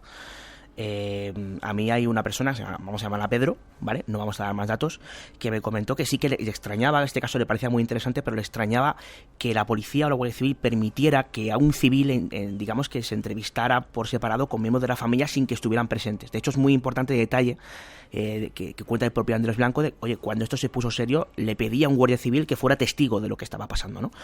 Es un detalle, yo creo que también curioso, una aportación curiosa, ¿no? Sigue la historia. ¿Recuerdas que uno de los presuntos sucesos que tenían lugar era un extraño olor a azufre? Azufre, sí. Ahí hay diablo de Haití, Miguel. Yo he sentido antes un ratito por aquí ese olor. Sí. Pero son de... Bueno, ahora lo contamos. Luego lo contamos. Bueno, hoy va todo de contar cosas después de lo que tiene que ver con lo que hablamos. Bueno, pues precisamente de este fenómeno del azufre nos habla Andrés Blanco, así de cómo continúa el interrogatorio con la niña y de cómo acaba este. Este detalle también fue bueno, ¿no? El olor que yo notaba, yo percibía, ¿no? Azufre. Yo soy muy curioso. Yo lo primero que hago es mirar los botiquines, a ver qué medicación toman, ¿no? Lo muevo todo y me gusta. Si tengo que quitar un sofá, lo quito un sofá. Si tengo que hacer un agujero en la pared y me dan permiso, hago el agujero en la pared. Una vez me he encontrado un nido de rata o un nido de murciélago detrás de la pared. Y en este caso, pues moví todo y me encuentro una caja de cerillas de estas de publicidad, ¿no? Que vienen todas cogidas así para arriba. Sí. Bueno, pues la encuentro y la encuentro que estaba recién quemada. Es decir, el olor no era azufre. Lo que yo he identificado como azufre no era más que los fósforos que lo habían encendido. Claro, eso, todos encendidos a la vez. Eso produce un olor muy característico, ¿no? Entonces, pues, mamá se ha enfadado con papá, papá se ha enfadado con mamá, quería quemar la casa. Claro, en ese momento ya, entre los golpes, lo que te está contando la niña, los niños dicen que no mienten, ¿no? Igual que los borrachos. Pues se me coja la señora, le digo a la niña que se salga con Rocío, no con el guardia se queda allí. Cojo a la señora y simplemente le pongo la grabadora de lo que hemos sacado a la niña. La grabación como tal, ¿no? La grabación como tal. Espacio en Blanco. Tu cita con el misterio en Radio Nacional. Con David Cuevas desvelándonos un supuesto caso de poltergeist. Es decir, que ese olor era porque habían encendido cerillas, ¿no? Y había quedado ese aroma en el ambiente. Es lo mismo que he hecho yo. Aquí explicamos, encendemos siempre velas antes de comenzar el programa. Hoy las he encendido yo con una cerilla de estas de madera y ha quedado un cierto olor así. ¿Sí? Sí, es verdad. Pero bueno, siempre. Entre esto y las tazas que sonaban de fondo me estás empezando a asustar, Miguel. Y el niño que anda en el baño. Exacto, sí. Que vamos a ir a ver ahora. Ahora vamos a verlo, sí. Vale, seguimos con este caso. Tomaremos muestras. Pues, claro, la cosa se pone interesante porque esto pega un giro. Papá quiere pegar a mamá, quiere quemar la casa, unas marcas en la niña. Bueno, esto ya pues se torna un tanto dramático. Acaba el interrogatorio de la niña, entra la madre y le ponen la grabación de lo que ha confesado la niña. Y esto es lo que pasa. Claro, en ese momento la señora se echa a llorar. Uy, qué vergüenza, que es que ha sido una bronca, que tal cual. Ya poco a poco nos empieza a confesar de que son malos tratos, que hay malos tratos psicológicos, incluso malos tratos físicos. Y bueno, las cerillas que... Sí, porque es que hoy ha ido la cosa más, digo, pero entonces no hay ningún fantasma, ¿no? La vajilla y eso, no, es que cuando se cabrea, coge cosas, me tira cuadros al suelo, me tira no sé qué, me tira no sé cuánto. ¿Se puede levantar usted la camiseta? Efectivamente se la levanta. Y los golpes no eran de una vez ni de dos. Había golpes macerados, ¿no? Ahí ya con el color amarillento, ¿no? De varios días, ¿no? Eso no era la primera vez. Cogemos a la señora, salimos el guardia y yo para afuera, hablamos con el otro guardia y con la policía local, ¿no? y evidentemente hay que detenerlo. Llaman ellos al juzgado, lo único que yo le pido es que no deje así el padre de la niña, que no le hagamos pasar el trauma de ver a su padre esposado, engrilletado allí dentro de la casa, ¿no? Entonces, pues sí, acceden, entramos para adentro, hacemos salir a la niña y a la madre y entra el padre. Entonces, claro, cuando nos sentamos allí, simplemente le ponemos la grabación de la niña y la grabación de la señora. El hombre se derrumbó. Qué pena este giro con esa plaga de malos tratos, ¿verdad? Sí, es muy triste Violencia esto, ¿no? de género. Es muy triste, ¿no? Ir a investigar un caso de presunto poltergeist, algún tipo de presunta o supuesta entidad fantasmal y encontrarte con un drama humano que tiene que ver, de hecho, con esta lacra, ¿no?, que estamos viviendo en España y evidentemente en todo el mundo, que es la violencia de género, ¿no? Pero a veces estas cosas pasan, ¿no? ¿Y qué pasa precisamente? Bueno, pues como bien decía Andrés Blanco, el padre se derrumba ante lo que estaba pasando. Efectivamente, este señor llegó allí y estaba llorando, daba lástima. Es una situación que te da lástima, ¿no? Tú vas a buscar fantasmas y te encuentras con un detenido. Oye, esto no cuadra, ¿no? Yo no estoy para investigador de malos tratos. Yo voy a buscar una cosa, pero la cosa se varió, ¿no? Y te encuentras en una situación de una familia rota, una chica maltratada, una niña también, y con un detenido. Entonces, pues la verdad que para eso no estamos preparados, ¿no? Pero bueno, tampoco podía ocultarlo y no lo oculté, simplemente salió, se procedió a la detención. Yo me marché ese día con muy mal cuerpo, pero no por el fenómeno extraño, ¿no?, sino por la situación, ¿no?, que sabía. Y de hecho sigue detenido, vamos, sigue en prisión, que yo sepa, hasta hace unas semanas seguía en prisión. Y básicamente está la historia de que vas a buscar fantasmas y te encuentras con situaciones que no es lo que vas buscando. Pregunta que te hago, David, casi a punto de terminar este extraño, sorprendente caso. ¿Utilizaron el tema de los fantasmas para ocultar esa historia de malos tratos o qué pasó? Claro, y aquí la cuestión. Y es lo que me parece más genial, más dramático todo a la vez, y en lo que respecta a la sociología de estos temas, más estremecedor y más interesante.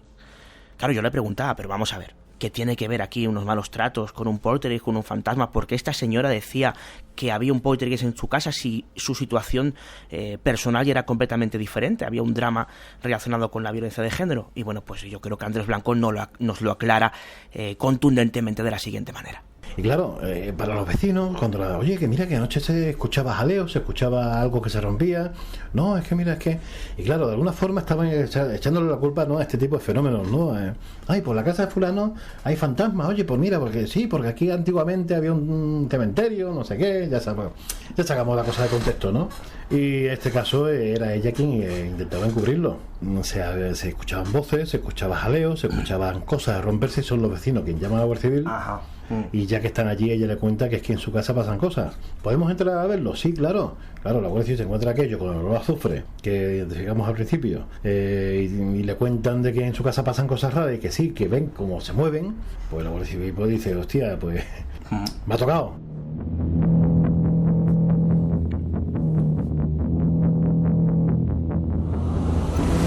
Extraña historia, extraño giro de acontecimientos. Es brutal, y cómo aprovechan ese tipo de fenómenos. ¿Habías escuchado alguna así, Miguel? Bueno, he escuchado cosas raras en mi vida. Sin embargo, hay muchos otros casos que nos abrimos a investigar, en tu caso tú, sí, de todo tipo de fenómenos extraños, ¿verdad? Sí, yo ya Gracias Andrés, gracias a ti por el trabajo. Andrés, compañero, gracias por todo este testimonio, por todo este desarrollo de la investigación, por aclarar que a veces las cosas no son lo que parecen, y a ti también, David, por traernoslo. Y abierto a que los oyentes nos digan cosas, ¿verdad? Claro, yo ya lo comentaba, ¿no? En mi anterior intervención hace un mes. Normalmente cuando vengo a Espacio en Blanco a hablar de estos sucesos, normalmente son los sucesos que no tienen una aparente explicación. Pero hay otros que en ocasiones suceden y tienen este extraño giro de los acontecimientos, esa mano más humana, ¿no? Y queremos lanzar un mensaje a todas esas personas que estén viviendo algún tipo de suceso de este tipo en su casa. Es posible que lo que tengan en casa no tenga explicación, pero es aún mucho más posible, hay un 99% 95% de probabilidades de que lo que esté pasando ahora mismo en su casa, lo que estén sufriendo, tenga una explicación de este mundo, más del más acá que del más allá. Así que tranquilidad, ¿no? Que se lo tomen con calma y que intenten obviar aquello que está pasando, y muy probablemente pues tenga algún tipo de explicación en solución racional. Y que nos lo cuenten. ¿Forma de contacto contigo? Pues para aquellos que se encuentren algún tipo de fenómeno extraño, ya sea ufológico, paranormal o de cualquier tipo de anomalía, es bien recibida aquí en Espacio en Blanco, que se pongan en contacto conmigo. Pueden hacerlo a través del correo electrónico davidcuevas_en_blanco@gmail.com. Repito, davidcuevas_en_blanco@gmail.com, o bueno, en Twitter, pues con @dcuevasc, también estoy por ahí. Gracias. Dentro de un ratito vienes a contarnos los ganadores, ¿vale? A ti, Miguel. Gracias. A veces pasan cosas extrañas.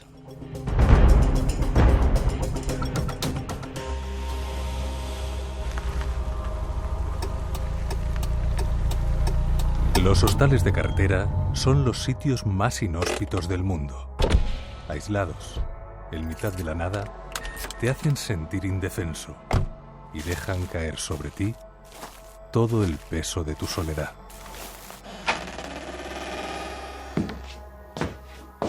Nunca he podido conciliar el sueño en uno de ellos.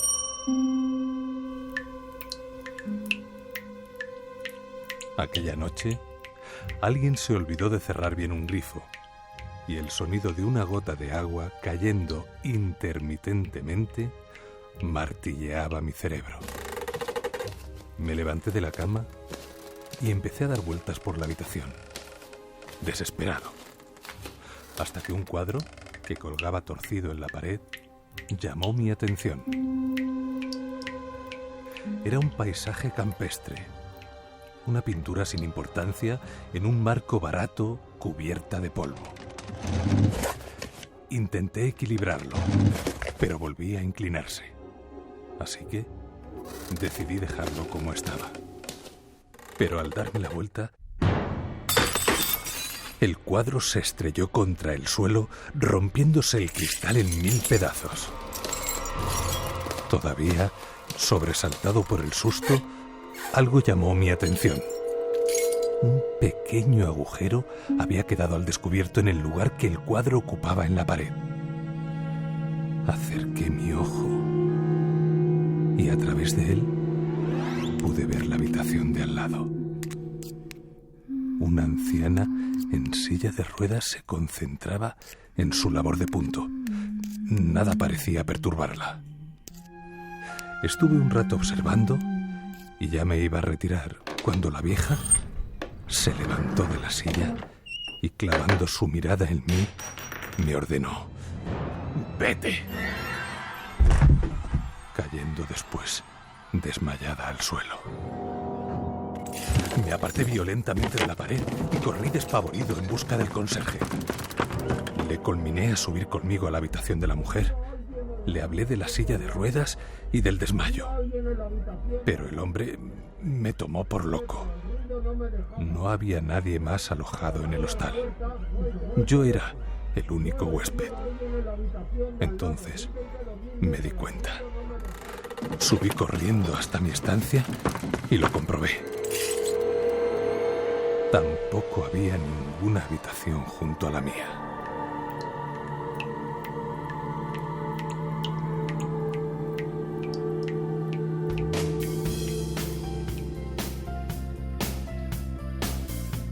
Ahí estaba esa extraña historia, contada con la colaboración de Arturo Martín de la Fuente, nuestro compañero, el director de Memoria de Delfín. David, teníamos un concurso, ganadores, que nos vamos enseguida. Creí que ibas a decir Rosa o algo así, pero no, sigo siendo yo. Sigue siendo David. Estoy aquí. Bueno, pues efectivamente tenemos ganadores, son Susana Palacios Moedano, de Madrid, Charo Sánchez, de Murcia, Jorge Jesús Jiménez Gil, de Cáceres, José Carlos Fernández, de Sevilla, y José Manuel Moro, de Barcelona. También un fuerte saludo a todos los oyentes. Nos felicitaban la Navidad, por ejemplo, Antonio Campoy, desde Lorca. Y bueno, y también ahí Ramón Álvarez, ¿no? Con el chat del WhatsApp. Perfecto. Ponernos en contacto los ganadores con nosotros, mandar un email con vuestros datos para enviaros el premio, espacioenblanco@rtv.es. Gracias, David. A ti, Miguel. Gracias. Y terminamos por hoy. Ha sido un placer pasar estas 2 horas juntos. Recordar mañana la cita, estaremos con el Padre Ángel en la iglesia de San Antón a partir de la 1, por si queréis ver cómo se le entrega ese dinero producto de ese congreso Vida después de la vida. Estáis invitados si queréis conocer a unos cuantos ángeles que caminan por este planeta. Y más misterios si queréis, en el Espacio en Blanco en 7 días aquí en Radio Nacional. Os dejamos ahora con la programación Viaje al centro de la noche de Amaya Prieto y un poquito de nuestra mejor música, con un deseo de que paséis una feliz semana. Nos vemos en el Espacio en Blanco.